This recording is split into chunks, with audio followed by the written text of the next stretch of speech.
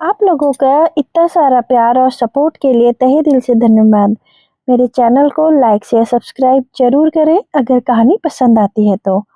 एक साथ 3 दिन की छुट्टी देखते हुए पापा ने मसूरी घूमने का प्रोग्राम जब राहुल को बताया तो वह फूला न समाया।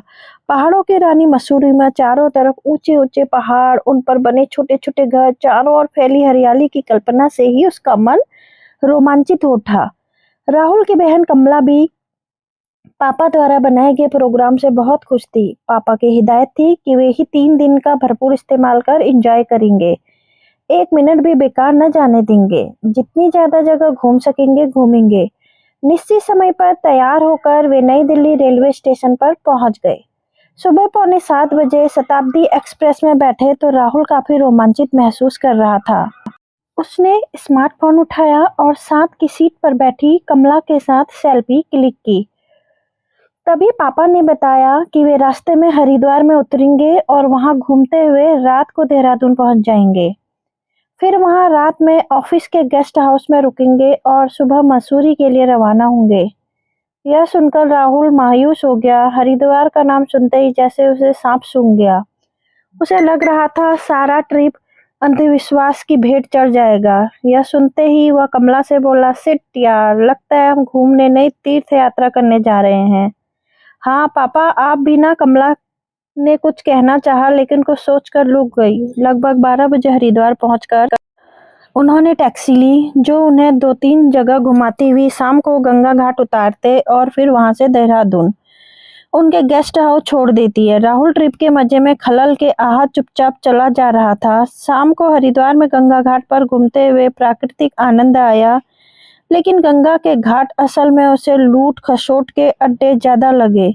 जगह जगह धर्म व गंगा के प्रति श्रद्धा के नाम पर पैसा ऐंठा जा रहा था। उसे तब और अचंभा हुआ जब निःशुल्क जूते चप्पल रखने का बोर्ड लगाए उस दुकानदार ने उनसे जूते रखने के 100 रुपए ऐंठ लिए।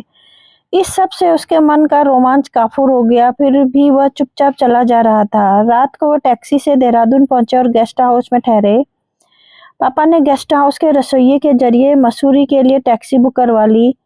टैक्सी सुबह 8 बजे आनी थी, अतः वे जल्दी खाना खाकर सो गए ताकि सुबह समय से उठकर तैयार हो पाएं। वे सफर के कारण थके हुए थे, सो जल्दी ही गहरी नींद में सो गए और सुबह गेस्ट हाउस के रसोइये के जागने पर ही जगे। तैयार होकर अभी वे खाना खा ही रहे थे कि टैक्सी आ गई। राहुल अब भी चुप था। उसे यात्रा में कुछ रोमांच नजर नहीं आ रहा था।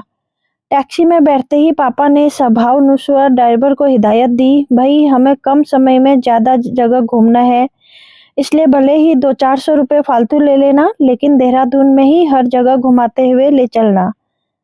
ज्यादा पैसे मिलने की बात सुन ड्राइवर खुश हुआ और बोला, सर, उत्तराखंड में तो सारे का सारा प्राकृतिक सौंदर्य भरा पड़ा है। आप जहाँ कहें मैं वहाँ घुमा दूँ, लेकिन आपको दोपहर तक मसूरी पहुंचना है, इसलिए एक आध जगह ही घुमा सकता हूँ। आप ही बताइए कहाँ जाना चाहेंगे। पापा ने मम्मी से सलाह की और बोले, ऐसा करो, टपेश्वर मंदिर ले चलो, फिर वहां से साईं बाबा मंदिर होते हुए मसूरी कूच कर लेना। क्या पापा, आप भी ना हमसे भी पूछ लेते, सिर्फ मम्मी से ही सलाह कर ली।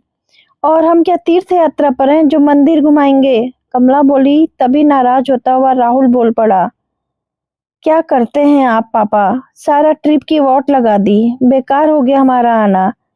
अभी ड्राइवर अंकल ने बताया कि उत्तराखंड प्राकृतिक सौंदर्य से भरा पड़ा है और एक आप है कि देखने को सूझे तो सिर्फ मंदिर, जहाँ सिर्फ ठगे जाते हैं। आपकी सोच दकियानूसी ही रहेगी। पापा कुछ कहते इससे पहले ही ड्राइवर बोल पड़ा, आपका बेटा ठीक कह रहा है सर, घूमने फिरने आने वाले ज्यादातर लोग इसी तरह मंदिर आदि देखकर यात्रा की इतिश्री कर लेते हैं और असली यात्रा के रोमांच से वंचित रह जाते हैं। इस पर अपनी सोच भी बच्चों पर थोपना सही नहीं है। तभी तो आज की किशोर पीढ़ी उग्र स्वभाव की होती जा रही है। हमें इनकी भावनाओं की कद्र करनी चाहिए। यहाँ प्राकृतिक नज़ारों की कमी नहीं है। आप कहें तो आपको एक ऐसी जगह ले चलता हूँ जहाँ प्राकृतिक नज़ारे देख आप रोमांचित हुए बिना नहीं रहेंगे। इस समय हम देहरादून के सेंटर में हैं। यहाँ से महज 8 किलोमीटर दूर अनारवाला गांव के पास स्थित एक पर्यटन स्थल है गुच्चू पानी, जिसे रॉबर्ट्स केव यानी डाकुओं की गुफा भी कहा जाता है। गुच्चू पानी एक प्राकृतिक पिकनिक स्थल है जहां प्रकृति का अनूठा अनुभव सौंदर्य बिखरा पड़ा है। दोनों ओर ऊंची ऊंची पहाड़ियों के मध्य गुफानुमा स्थल में बीचों बीच बहता पानी यहाँ के सौंदर्य में चार चांद लगा देता है। दोनों पहाड़ियां जो मिलती नहीं पर गुफा का रूप लेती प्रतीत होती हैं। यहाँ पहुंचकर आत्मिक शांति मिलती है। प्रकृति की गोद में बसे गुच्चू पानी के लिए यह कहना गलत न होगा कि यह प्रेम, शांति और सौंदर्य का अद्भुत प्राकृतिक तोहफा है। गुच्चू पानी यानी रॉबर्ट्स केव लगभग 600 मीटर लंबी है। इसके मध्य में पहुंचकर तब अद्भुत नज़ारे का दीदार होता है जब 10 मीटर ऊंचाई से गिरते झरने नजर आते हैं। यह मनमोहक नज़ारा है। इसके मध्य भाग में किले की दीवारों पर ढांचा भी है जो आप छत विकसित हो चुका है। गुच्चूपान नाम से ही अचंभित हो राहुल एकदम रोमांचित हुआ, बोला, यह गुच्चू पानी क्या नाम हुआ? तभी साथ में बैठी कमला भी बोल पड़ी, और ड्राइवर अंकल, इसका नाम रॉबर्ट्स केव क्यों पड़ा है? मुस्कुराते हुए ड्राइवर ने बताया, दरअसल गुच्चू पानी इसका लोकल नाम है। अंग्रेजों के जमाने में इसे डकैतों की गुफा के नाम से जाना जाता था।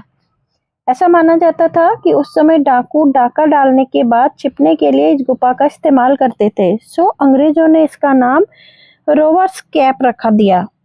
तो क्या अब भी वहाँ डाकू रहते हैं? वहाँ जाने में कोई खतरा तो नहीं है? कमला ने पूछा। नहीं नहीं, अब वहाँ ऐसी कोई बात नहीं है, बल्कि इसे पर्यटन स्थल के रूप में विकसित कर दिया गया है। अब इसका रखरखाव उत्तराखंड सरकार द्वारा किया जाता है, ड्राइवर ने बताया। फिर वह हंसते हुए बोला, हाँ, एक डर है, पैरों के नीचे बहती नदी का पानी। दरअसल पिछले साल जनवरी में भारी बरसात के कारण अचानक इस नदी का जलस्तर बढ़ गया था, जिससे यहाँ अफरा तफरी मच गई थी। यहाँ कई पर्यटक फंस गए थे, जिससे काफी शोर शराबा मचा। फिर मौके पर पहुंची एनडीआरएफ की टीम ने पर्यटकों को सकुशल बाहर निकाला था। इसमें महिलाएं और बच्चे भी थे, इसलिए जरा संभल कर जाइएगा। अंकल, आप भी ना डराइए मत, बस पहुंचाइए। ऐसी अद्भुत प्राकृतिक जगह पर राहुल रोमांचित हुआ, बोला, पहुंचाइए नहीं, पहुंच गए बेटा। कहते हुए ड्राइवर ने टैक्सी रोकी और इशारा कर बताया कि उस ओर जाइए। जाने से पहले अपने जूते उतार लें, वहां यहाँ से किराए पर चप्पल ले लें। राहुल और कमरा भागते हुए आगे बढ़े और वहां बैठे चप्पल वालों से किराए की चप्पलें ली। इन चप्पलों को पहनकर पहुंच गए वो गुच्चू पानी के गेट पर। यहाँ 25 रुपए प्रति व्यक्ति टिकट था। पापा ने सबके टिकट लिए और सब ने पानी में जाने के लिए अपनी अपनी पैंट फोल्ड करी। वो एंट्री ली। चारों ओर फैले ऊंचे पहाड़ों के बीच बसा यह क्षेत्र अद्भुत सौंदर्य से भरा था। पानी में घुसते ही दिखने वाला वह दो पहाड़ियों के बीच का गुफानुमा रास्ता और मध्य में बहती नदी के बीच चलना, जैसा ड्राइवर अंकल ने बताया था, उससे भी अधिक रोमांचित करने वाला था। मम्मी पापा भी ये नज़ारा देख स्तब्ध रह गए थे। पहाड़ों के बीच बहते पानी में चलना उन्हें किसी हॉरर फिल्म के रोंगटे खड़े कर देने वाले दृश्य की भांति लगा, जैसे अभी वहां छिपे डाकू निकलेंगे और उन्हें लूट लेंगे। अत्यंत रोमांचक इस मंजर ने उन्हें तब और रोमांचित कर दिया जब बिल्कुल मध्य में पहुंचने पर ऊपर से गिरते झरने ने उनका स्वागत किया। राहुल तो पानी में ऐसे खेल रहा था मानो उसे कोई खजाना मिल गया हो। सामने खड़ी किले की छत विकसित दीवार के अवशेष उन्हें काफी भा रहे थे। इस मनोरम दृश्य को देखकर किसका मन अभिभूत नहीं होगा। इस पूरे नज़ारे की उन्होंने कई सेल्फी ली, एक दूसरे के फोटो खींचे और वीडियो क्लिप भी बनाई। पानी में उठखेलियां करते जब बाहर आ रहे थे तब पापा भी कह उठे, अमेजिंग राहुल, वाकई तुमने हमारी आंखें खोल दी। हम तो सिर्फ मंदिर आदि देखकर ही लौट जाते। प्रकृति का असली आनंद व यात्रा की पूर्णता वाकई ऐसे नज़ारे देखने में है। फिर बाहर आकर उन्होंने ड्राइवर का भी धन्यवाद किया ऐसी अनूठी जगह का दीदार कराने के लिए। साथ ही हिदायत दी कि मसूरी से भी धार्मिक स्थल पर आस्था के नाम पर लूट का शिकार होने की बजाय ऐसे स्थान देखेंगे। इस पर जब राहुल ने ठठाका लगाया तो पापा बोले, बेटा, हमें मसूरी के ऐसे अद्भुत स्थल ही देखने चाहिए। जल्दी चलो, कहीं समय की कमी के कारण कोई नज़ारा छूट ना जाए। अब टैक्सी मसूरी की ओर रवाना हो गई थी। टैक्सी की पिछली सीट पर बैठे राहुल और कमला रह रह कर गुच्चू पानी में ली गई सेल्फी, फोटोज और वीडियोज का वहां के अद्भुत दृश्य देखकर रोमांचित हो रहे थे। इस आशा के साथ कि मसूरी यानी